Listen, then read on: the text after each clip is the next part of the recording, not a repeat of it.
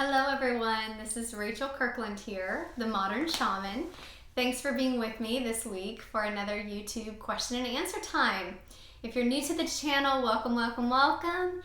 And please feel free to subscribe, hit that like button, comment button, tell me what you think, and just join our community. I'd love to keep up with all of you. I'm going to read the question for today, and it's a long one. It's like part 1 and part 2. They broke it down. So we're just going to dive right in. All right. And she says, "Hi, Modern Shaman. I cannot express the depth of gratitude for what you do. These videos are everything to me, my teacher and my comfort. They have helped me grow in all the ways I've been deeply longing for. Thank you, and I love you." Oh, I love you too. Thank you for saying that. It just means a lot. It really does. It means a lot to me. I don't know if it is that way for everyone the other people that have channels on here, but I never cease to be impacted every time someone tells me how much it means, because I'm just sitting here in a room making a video. I don't know the energy it's received in, other than just trusting that this is what Spirit's asked me to do, and so I'm doing it. That's what we're all doing with our lives, right? But anyways, all that being said, thank you. I sincerely appreciate you taking the time to let me know that, and I cherish it. I cherish your words, so thank you. Okay, I'm gonna get all, here we go. Okay, it says, "I have a dark question. When I'm in meditation, I come across an angry black jaguar-like Tasmanian devil thing looking over my shoulder. It feels like violence to me and puts the thought into my head that if I experience something violent in my life, it would catapult me forward on my spiritual journey. I'm scared of this, and every time this feeling or thing comes up, I get so scared, I jump out of my meditation and move away. What do I do with this?" Okay, so this entity coming into your meditation time and then communicating thoughts of violence to you, or the thought that violence would be something positive for you in your journey. Part 2 of the question is, "I smoke weed. My routine is to go for a walk, smoke weed, meditate, and connect. When I smoke, I feel like, whomp, I'm there. The spiritual realm seems to suck me in completely. Is it bad that I'm using weed to get there? Is marijuana inviting these violent thoughts to me during my meditation? Thank you for everything." Okay, so they're kind of combined. I'm going to actually mix them together because I think your two questions are kind of about the same thing. I mean, they're details, but they involve one another. So I'm going to lump them into one big chat. Okay.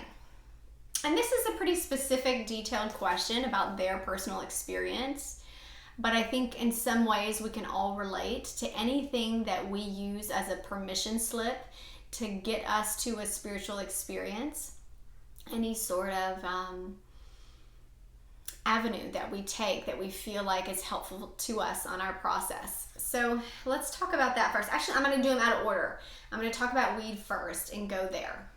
And I'm not sure if the video is still up, but I used to have a video I did a couple years ago about psychotropic drugs, about different sort of plant medicines and things. I don't know if the video is still up there, but I used to have it up where someone asked a similar question.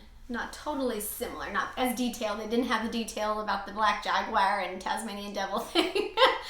That seems particular, but the question of substances and feeling like substances connect you to spirit. When I'm using the term substance very broad.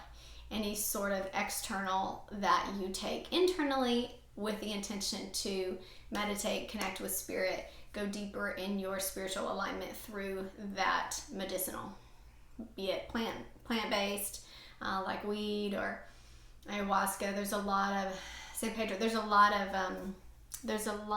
of plant medicines that are set with that intention and have been through many generations. So let's go there first. I will say that weed, along with other plant-based medicines, even alcohol at times, they are portal inducers. They can induce a portal environment. Specifically when you set the intention to create and go to the spiritual realm or another dimensional space, you're setting the intention with your meditation to connect with spirit and utilize your mental, physical space in that time of alignment.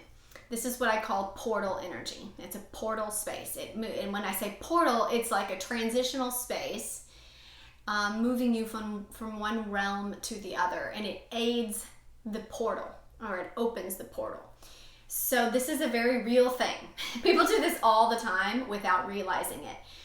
And it's very real, very effective, creating these portals. So, and I realize that term sounds all fancy dancy. It's not.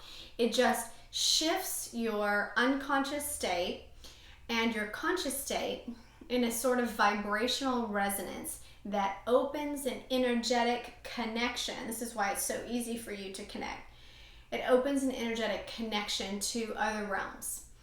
Now, that's the positive about what plant-based medicines or alcohol, things that induce a different state of consciousness, used in alignment with the intention to connect with spirit, meaning it opens the portal and you can connect very easily and very aligned. Usually you're open and you're in sync with that sense of connection.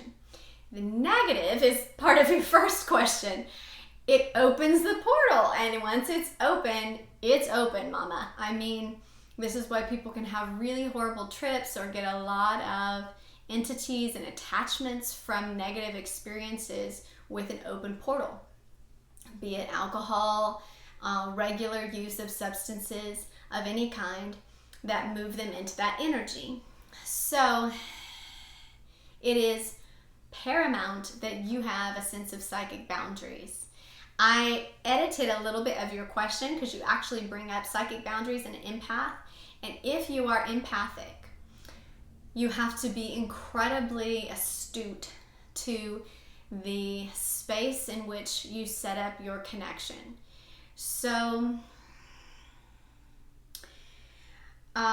it's not particularly that the marijuana itself is inviting in these energies, but it opens a portal. And if you have no psychic boundaries, no sense of setting up the space, and by psychic boundaries I mean beforehand initiating the energetic hold that, like, I will only see and experience energies that are of the light, that are speaking in vibrational alignment with love, setting up boundaries to that.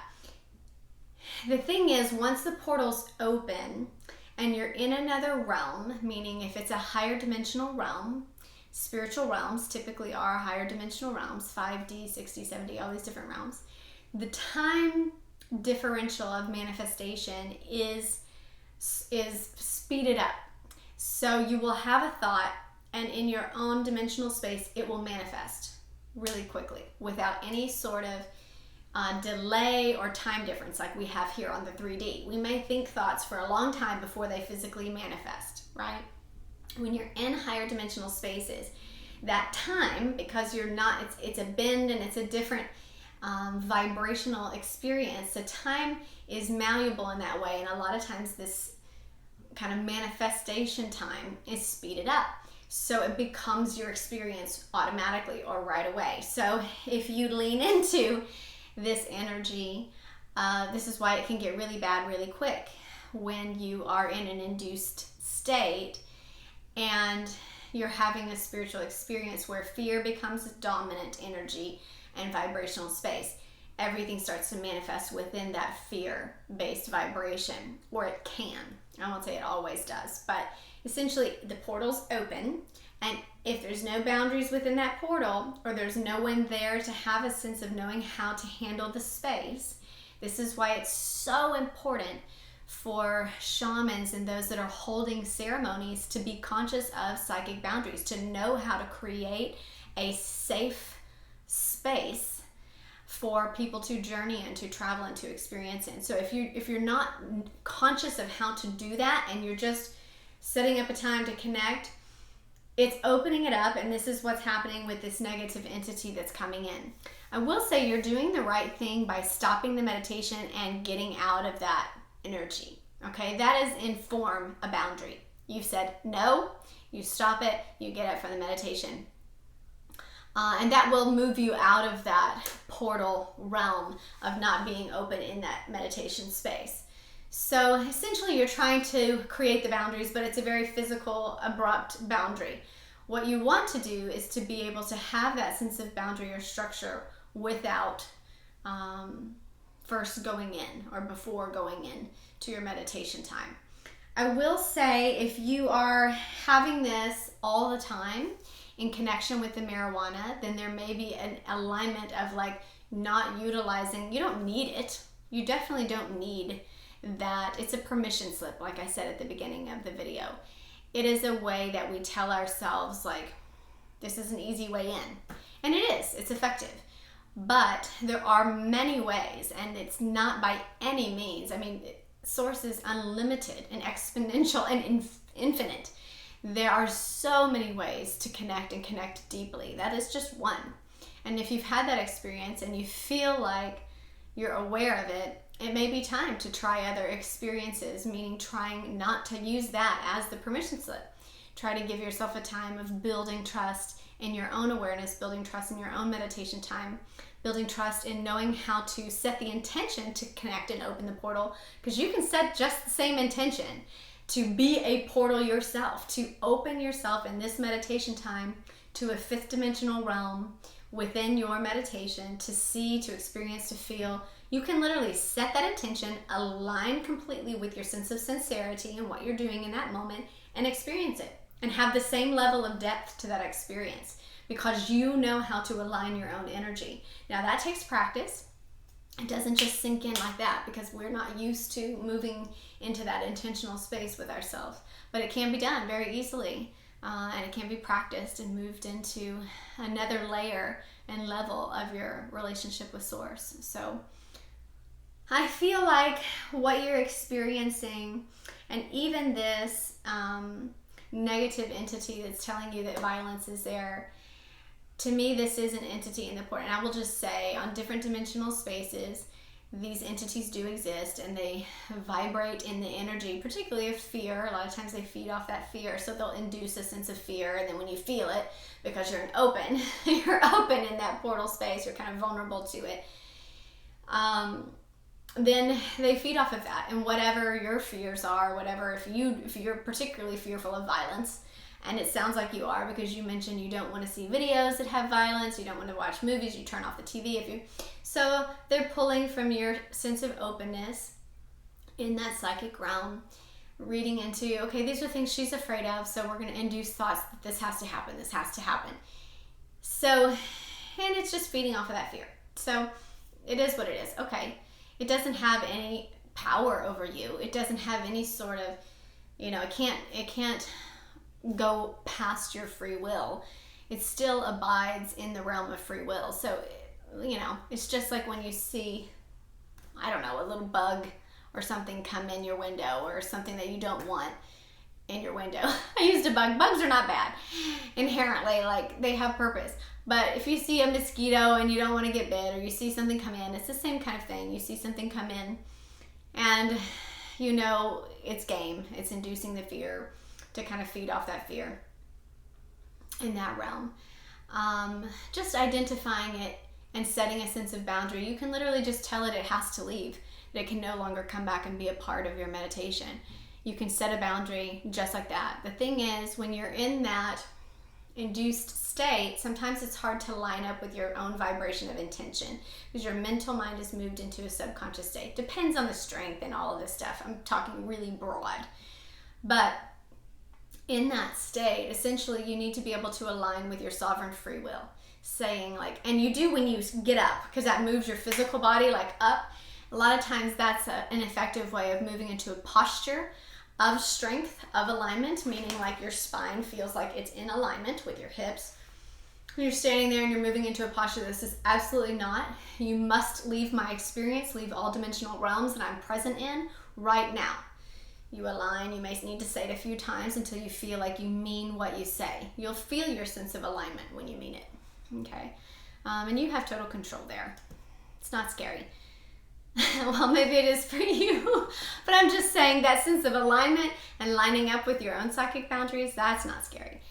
That is your own authority and sovereignty and your own sense of being. You decide what you want to experience, okay?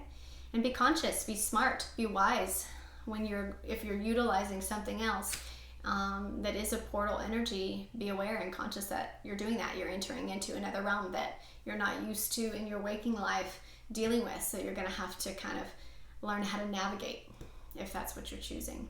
But you don't have to choose it either. It's all in the domain of your free will. So blessings to you on your journey, and thank you so much for saying what you said at the beginning. If I'm going to sign off, this is my wave of like goodbye for the week. If you guys have your own questions that you'd like me to answer, please feel free to go to my website, which is themodernshaman.net, and write those in the comment form, send them to me, and I will get them on here 1 week at a time. Blessings.